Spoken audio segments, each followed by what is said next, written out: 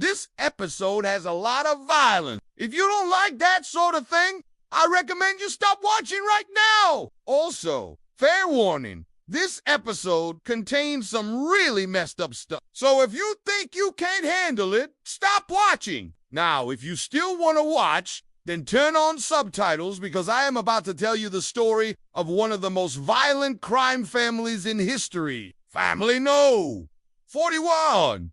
The Streets of Sin, also known as Mafia Unleashed. When people hear the word mafia, they probably imagine guys in gray suits talking in hushed tones while spinning their guns slowly on their fingers. However, there was a time when the mafia was more feared than respected. The Streets of Sin were a criminal family during the Prohibition era in the United States. They operated out of Chicago and were responsible for some truly disturbing things, including killing a sitting U.S. attorney and possibly even the mayor of Chicago. During the early 20th century, there was a huge rise in organized crime across America. This was due to the introduction of Prohibition. People wanted to drink alcohol, but since selling it was illegal, organized crime groups were the only ones who could fill that demand. There were three main groups in Chicago: the North Side, South Side, and West Side gangs. The North Siders were the original mob in Chicago and ran numbers, protection,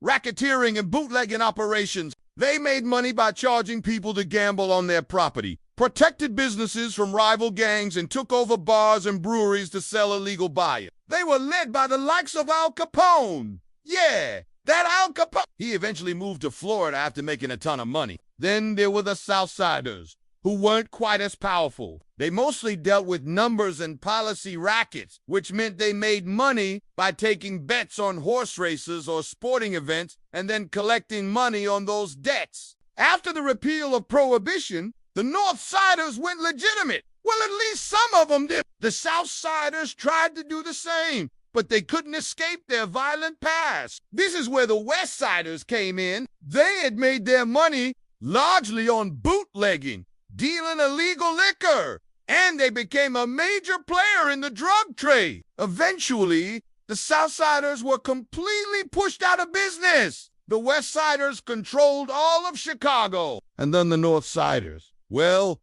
they just caused problems for the other two. They didn't control any territory, so they resorted to working as mercenaries for hire. They were basically the mob version of a hit squad. In the end, the violence reached such a high level that it became impossible to ignore. The police and government got involved and arrested many mobsters. One of these men was Paul Ricca. He was the boss of the Chicago Outfit, which was the name given to the combined forces of the three mobs after they merged in the late 30s. Ricca was actually sent to prison for tax evasion, not for his crimes as a mobster. Despite the fact that he had been involved in a number of murders, in prison, he continued to run his criminal organization, but when he was released in 1956, he decided to go straight. That lasted 2 years until he was caught running an illegal crap game. After that, he retired for good, or so we thought. It turns out he was the man behind the notorious Family 41, the Streets of Sin. You see, when he was young, Ricardo worked under one of the most ruthless mobsters in Chicago history, a man named Frank Nitti.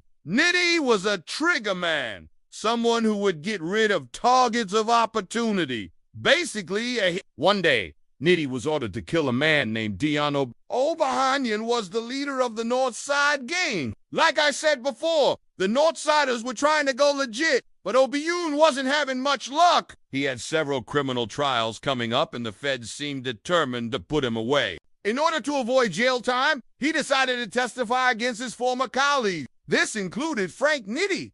Soon, a federal warrant was out for Nitti's arrest. And to make matters worse, O'Bahanian was now running a political machine in Chicago. He wanted the city's new mayor, Anton Cermak, to take down the South Side gang once and for all. Cermak agreed and appointed O'Bahanian as the head of the city's liquor control board. This gave him even more power and influence and made him very rich. Needless to say, the Southsiders weren't happy about this. In response, they made a list of everyone who had testified against Nitti and set out to kill them. But O'Bahanian, being the powerful man that he was, had bodyguards everywhere. It seemed like the hit would be impossible. But then O'Bananian left town for the weekend and went to see his girlfriend. While he was gone, the Southsiders made their move. Frank Nitti and two other mobsters drove to O'Bananian's home and shot him dead in front of his wife. His bodyguards didn't even have time to react. Then Nitti did something really messed up. He called the police himself and told them what he had done. Then he vanished. The police never found him. He spent the rest of his life hiding out in Italy. As I said before, the man who hired Nitti was Paul Ricca. He was only 19 at the time, but he had already established himself as a dangerous mobster. A few years earlier, he had killed a man named Aiello, who was the leader of the Chicago South End gang. Aiello had tried to take over the city's racetracks, but he had pissed off the wrong people. Someone said that Aiello was planning to murder several mobsters, so Ricca took it upon himself to eliminate him. He brought Aiello to an abandoned house and shot him in cold blood. He then threw Aiello's body in a nearby river, where it was found 5 months later. This would not be the last time that Ricca killed a man and disposed of his body in a river. The next victim was William J. McCormick. McCormick was a special assistant to the Attorney General of the United States. He had been put in charge of prosecuting mobsters in Chicago.